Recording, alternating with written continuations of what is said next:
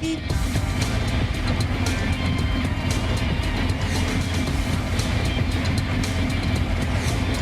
and gentlemen, welcome back to the Zander Insurance Countdown to Friday. We are your hosts, Maurice Patton and, of course, Brad Hopkins. We got Maurice Squared here on the show. Maurice Fitzgerald from Stratford High School was cool enough to give us a few minutes of his time. Good morning, Coach. How you doing? Thank you. Appreciate it. This is your second year going to the program. What a tremendous start. Haven't lost a game yet. What does that feel like, Coach? Well, I think it's just, certainly attests to what the community does, the faculty, our principal, Dr. Steele, and the players and their family and the coaching staff. You know, Coach, Brad introduced you and said good morning. It's fall break this week. Yeah. And you guys have got good pasture this weekend. As we were talking off camera, most of the metro schools are in open dates this week with fall break. Talk about the challenges that go with getting ready for a ball game when you're not in school. Very difficult, especially here at Stratford. The kids' biggest thing is transportation. It's out of their rhythm. They don't have to get up as early, and certainly we practice at the same time in the afternoon. But the biggest thing is transportation, getting them here, going back into the rhythm they've been in. Yeah, I can totally get that. That would be a conundrum for a lot of kids that are trying to get here.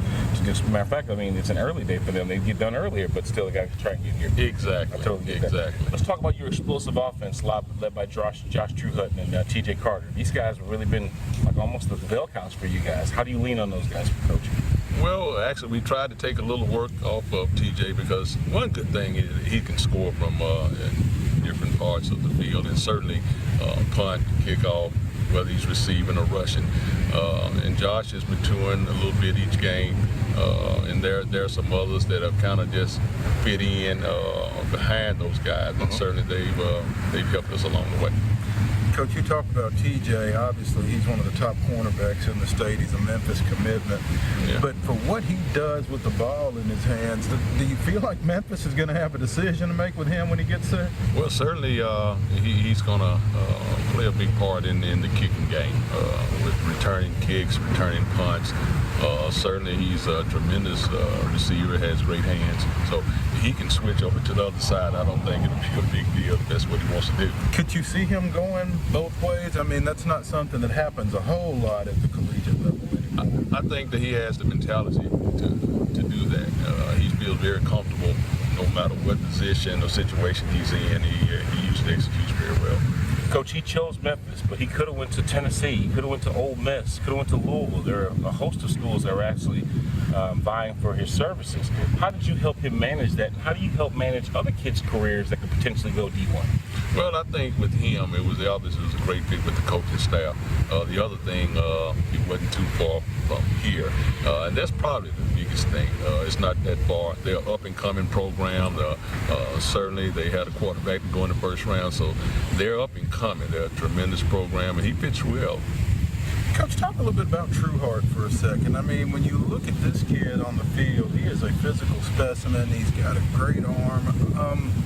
Recruiting seems to be a little quiet with him. What do you see happening, and how high do you see him potentially playing? I think personally that when he gets to college, he'll probably play tight end or even defensive end. I think that he has the ability to do that. I think he can rush the passer, which that's just something unbelievable that he can do. He's also a great receiver, so a very good receiver. So he can probably play tight end. He can beef up probably 250, 60 pounds. So I think his true position is tight end. Coach, you're not just a coach for these kids. You're also a mentor, somewhat like a leader to these guys. Just talk about how you touch the other areas of these kids' lives. Well, certainly it's been passed down because certainly, being at Tennessee State with Coach Merritt and Coach Coleman and especially Coach Joe Gilliam, you just have to pass it on. It's something that, it's not, something that comes easy, but certainly you have to be there for them, father figure, if you will. You have to make sure that they're accountable, and I do things kind of old school, so I like it. Change it too much. Coach, people who know you know that this is kind of the second act of your career at the high school level, having had a lot of success over at Pearl Cone in the mid-90s, I guess. But during that layoff, but you were at a middle school for a while, and Yeah. then when you got back to the high school level, you spent a little time over at Overton before you came over here. Yeah. Once you decided to get back in, talk about what led you here. I think that probably more than anything was probably Joe Campbell. Former Oiler. Yeah, Joe is certainly one of the greatest backs that ever played in Metro, and should be in the College Hall of Fame.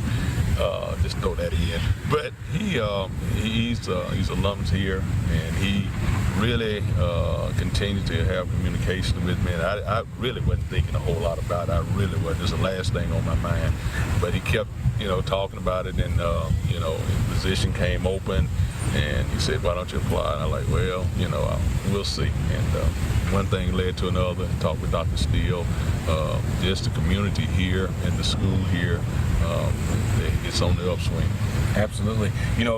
Coach, we talked to Joe Campbell a little bit before we came out here, and he just expressed, the history that has been the Spartans program, and how before you got here, it really wasn't doing that much. And he felt almost a need. It was like a tugging on his heart to basically get somebody in here that could help kind of turn the program around. And the fact that you're 7-0 right now, getting ready to face, I guess they're number 2, Good Pasture right now. They haven't lost to BGA at the beginning of the season. Right. You got a pretty good program. Right. I'd say mission accomplished. Yeah. Well, I think that it's there's a lot of things that roll into that, especially with the coaching staff that we have. We have tremendous coaches that pretty much lead the way.